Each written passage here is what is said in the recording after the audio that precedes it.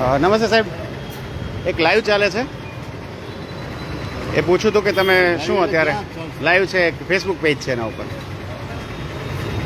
શું પુરાવો છે એ પૂછું હતું. પેટ્રોલ છે, તમને ખાતરી છે કે પેટ્રોલ છે?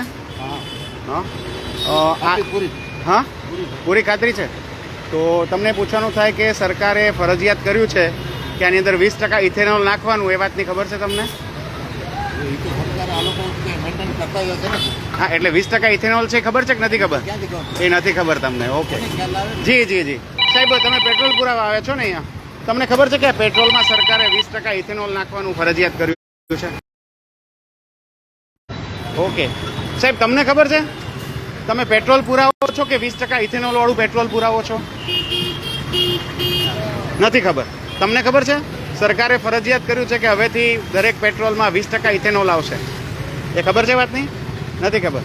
તમને ખબર છે કે સરકારે 20% ઇથેનોલ નાખવાનું ફરજિયાત કર્યું છે પેટ્રોલમાં? નથી ખબર. સોરી. નમસ્તે madam. Are you from abroad?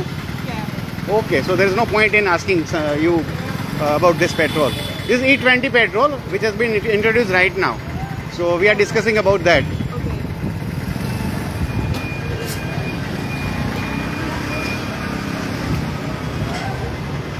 સાહેબજી, તમને ખબર છે કે અત્યારે તમે જે ભરાવી રહ્યા છો એ પેટ્રોલ છે કે ના?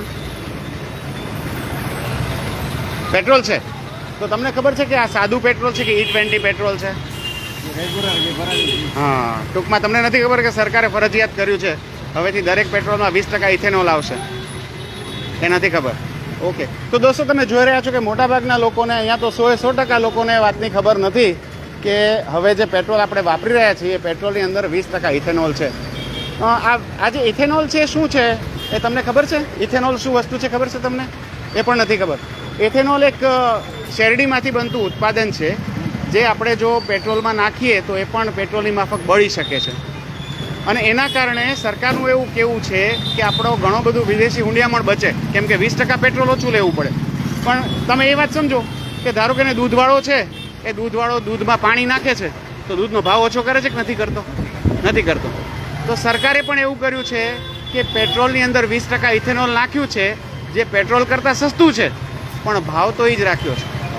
ભાવ એ જ રાખ્યો છે. એટલે સરકાર એવી પક્કાઈ કરે છે કે ભાઈ ઇથેનોલ ઉમેર્યું, 80 ml પેટ્રોલ છે અને 20 ml ઇથેનોલ છે, તો પણ ભાવ તો 100 ml પેટ્રોલનો જ લેવામાં આવે તમારી. બરાબર? તો આ એક વસ્તુ સમજવા જેવી છે. ઓકે,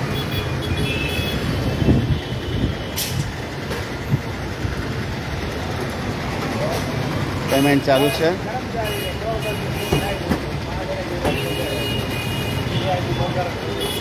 નમસ્તે, પતી ગયું છે પેમેન્ટ? ચાલુ છે. એક લાઈવ ચાલુ છે, માં તમને થોડું પૂછું.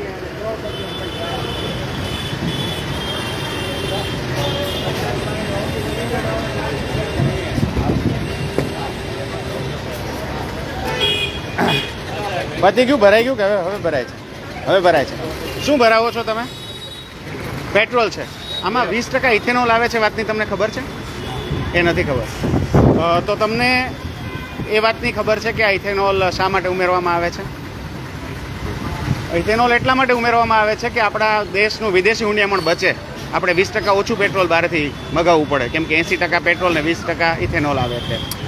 પણ એની સાથે સાથે મુશ્કેલી એ છે કે નાના ને મોટા બધા જ જે વાહનો છે એ ઇથેનોલથી ખરાબ થઈ જાય છે, ઓછી એવરેજ આપે છે. એ વાતની ખબર છે? એ પણ નથી ખબર. ઇથેનોલની ખબર જ નથી. તો હવે જેમિનીને પૂછી જોજો કે ઇથેનોલની શું અસર છે. ઇથેનોલના વાહન છે એ 2023 પછી જ બન્યા છે. એથી પહેલાંના, તમારી બાઇક ક્યારની છે? બાઇક તો 2011. હા, તો 2011નું જે એન્જિન હશે એ ઇથેનોલ સહન ના કરી શકે, એટલે વહેલી બગડી જાય, એવરેજ ઓછી આપે, સ્ટાર્ટઅપમાં વાંધો કરે. આ ઇથેનોલનો વાંધો છે. બરાબર? એટલે ખરેખર આપણને આ વાતની ખબર હોવી જોઈએ, પણ એવી ખબર નથી. ઇથેનોલ પેટ્રોલ કરતાં સસ્તું છે, પણ એમ છતાંય આપણો જે ભાવ લેવામાં આવે છે એ પૂરા પેટ્રોલનો જ ભાવ લેવામાં આવે છે. તો સરકારે આ ફરજિયાત કર્યું છે અને સરકાર આવી રીતના આપણી પાસે ઇથેનોલના પણ વધારાના પૈસા લે છે. તમે શું કામ કરો છો? સ્ટડી કરું. કયા MA કરો છો? કયા સબ્જેક્ટમાં કરો છો? ઇકોનોમિક્સમાં કરો છો. તો તમને તો આ પહેલું બધું જાણવું જોઈએ. બરાબર, કે સરકાર કેવી રીતના પૈસા ઊભા કરે છે, ક્યાંથી પૈસા જાય છે, ક્યાંથી આવે છે. તો પેટ્રોલિયમમાં એવું કરવામાં આવ્યું છે કે એમાં ઇથેનોલ ઉમેરવામાં આવ્યું છે અને ઇથેનોલ ઉમેર્યા પછી પણ પેટ્રોલનો ભાવ ઘટાડવામાં આવ્યો નથી. ભલે તમારા એન્જિનને નુકસાન કરે છે, ભલે એન્જિનમાં કોરોઝન કરે છે, તમારી ટ્યુબ્સ બગાડે છે, નળીઓ બગાડે છે, એવરેજ ઓછી આપે છે અને ઠંડકમાં ચાલુ થવામાં વાહન વાંધો કરે છે અને વાહન વહેલું બગડશે એટલે નવું તમારે વહેલું લેવું પડશે, એ પણ થશે. તો આ બધું તમને ઇકોનોમિક્સમાં સાથે આવે છે. બરાબર, થેન્ક યુ સો મચ વાત કરીને મને.